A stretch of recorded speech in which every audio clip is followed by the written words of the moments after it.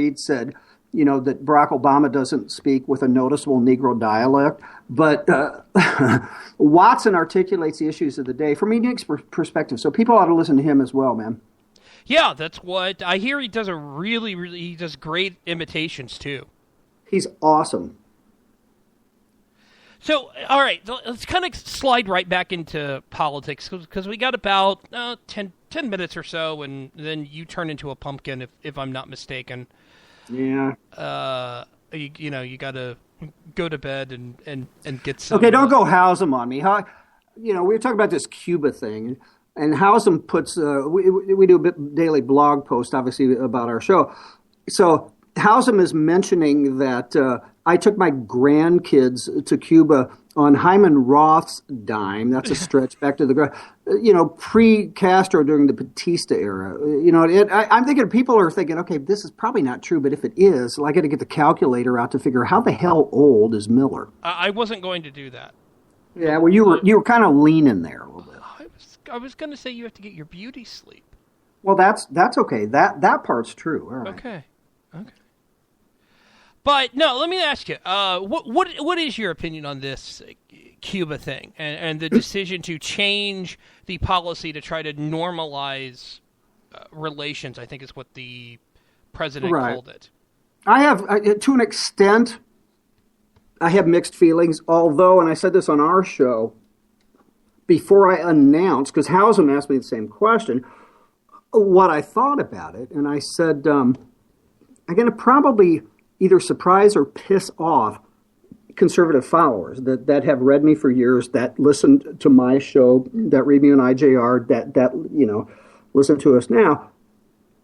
I think there has been a whole bunch of hypocrisy, in the American government for decades about this. Listen, USSR, Communist China, Eastern Europe, before the fall of the wall and everything.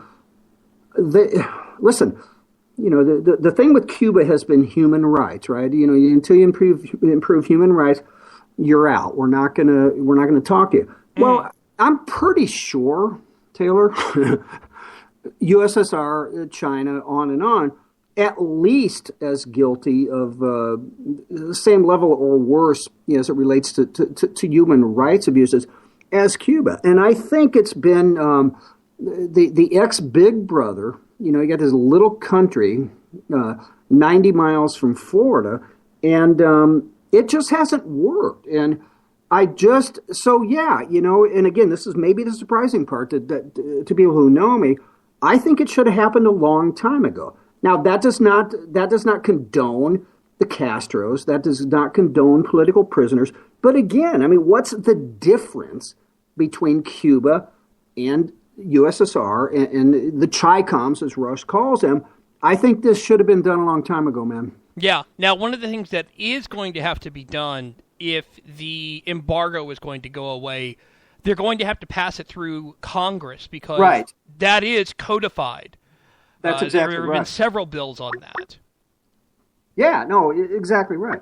But again, call it a quick thaw or whatever you want. It's going to be easier, even prior to any action by Congress. It's going to be easier for Americans to travel to Cuba. It's going to be easier to get Cuban cigars, which everybody wants, although in limited quantities for now. Yeah. And again, I cannot help but compare to decades of normal relations, if you will, with the previous USSR, Communist China, Eastern Europe when it was communist.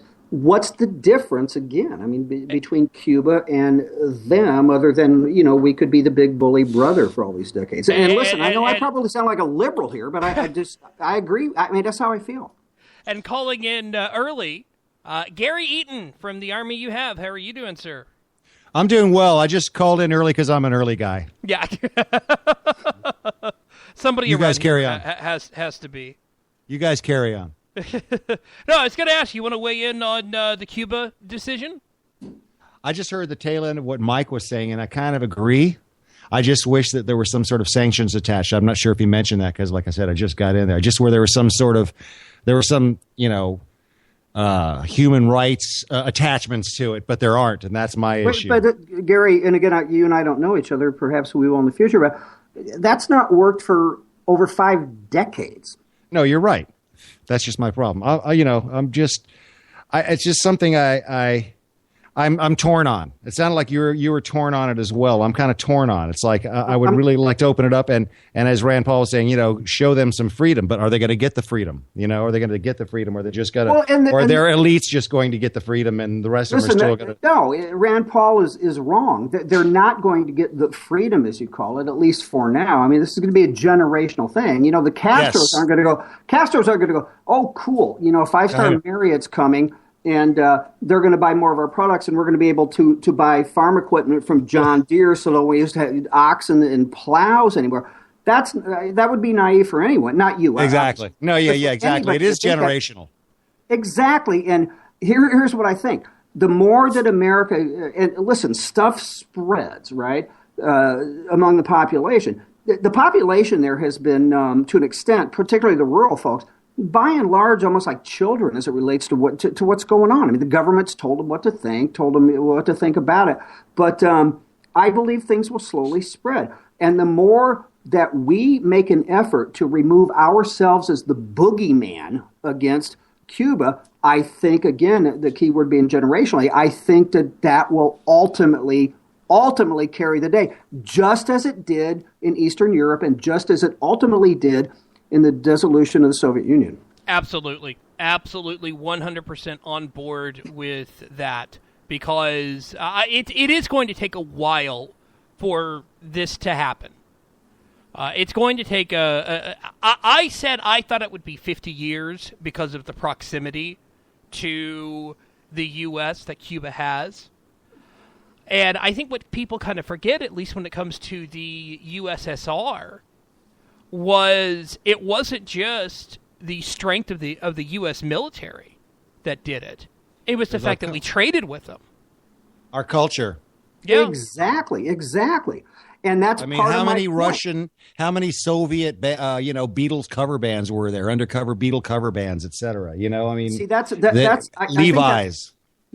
That's part of that. I think that's a large part of my point. American culture will now, and it will be slow. It will spread slowly into the culture. And listen, I'm quite sure that the USSR, right? I mean, we saw it, the old Soviet Union. I mean, the Castros come out. Raul comes out and says, "We're not changing our." I mean, I think it's a head story on Drudge right now. The headline: "We're not changing our system." Well, Khrushchev never thought he was changing the system. Brezhnev never thought he was changing the system. Hell, I don't even know if Gorbachev at the beginning of his reign thought he was changing the system. But they collapsed not only under, it wasn't even a military thing, other than maybe you throw in Ronald Reagan and strategic defense, which the left mocked as Star Wars. But to your point, Gary, the American culture won over the day with the people. And that wall came down at the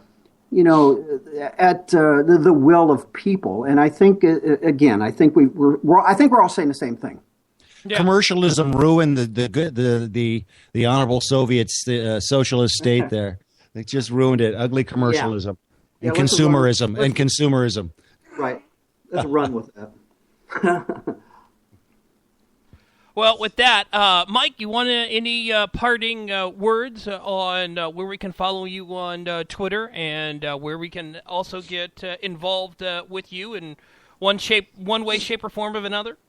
Let's just do on Twitter, and I am not a Howsam on Twitter. I mean, I'm trying. Howsam's a maniac, and I say it in a good way. It's Mike's Right 13. Mike's Right was taken. Go to the Right Mics, and that's MICS, double entendre, twice there, right, and Mics, but the Right Mics.us. You can catch our podcast there, get the live stream from our show, and of course, IJReview.com. We're kind of one of the big boys on the block. Go there, and you read my stuff every day. All right. Mike Miller, thank you so much. Really appreciate it. And be sure to listen to... Now, are you taking next week off at all or not?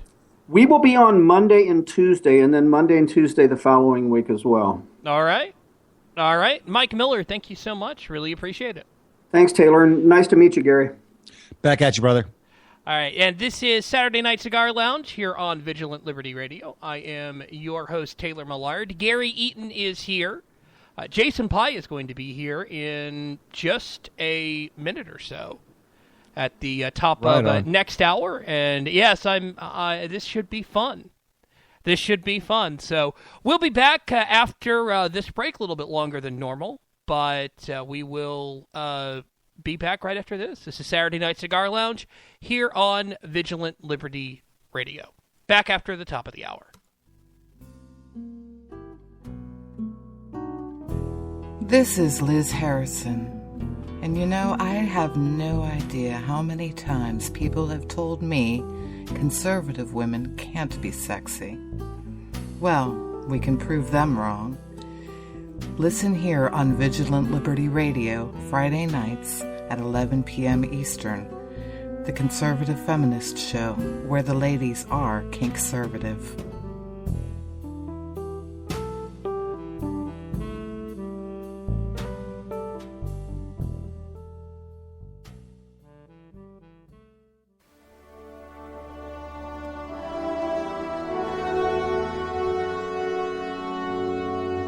This is Alan Vortius of VLR's Their Finest Hour with This Week in Valor for December 7th to the 13th, 2014.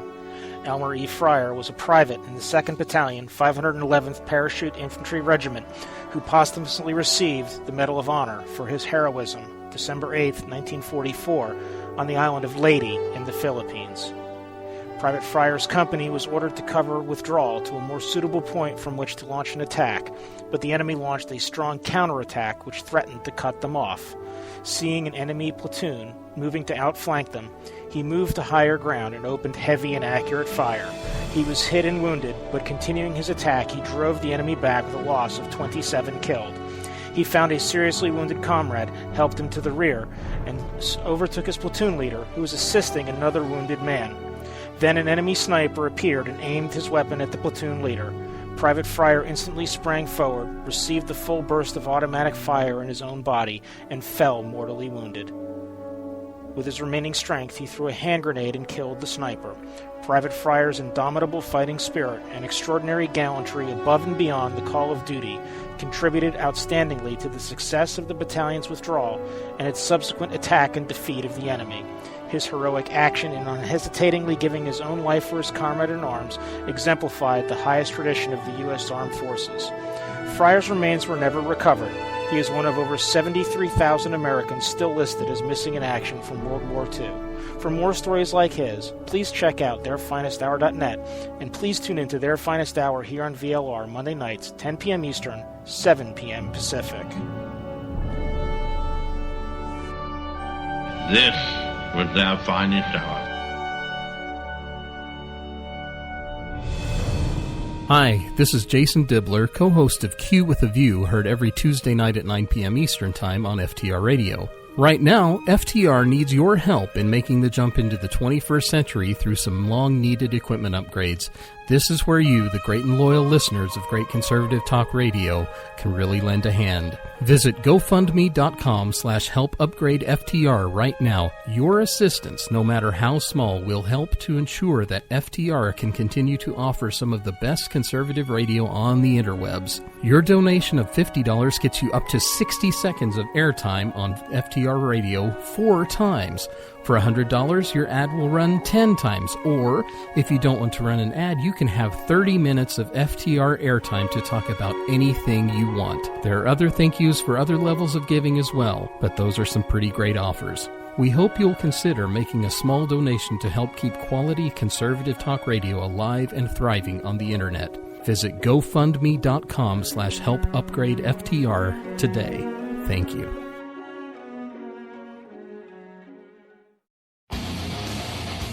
VLR.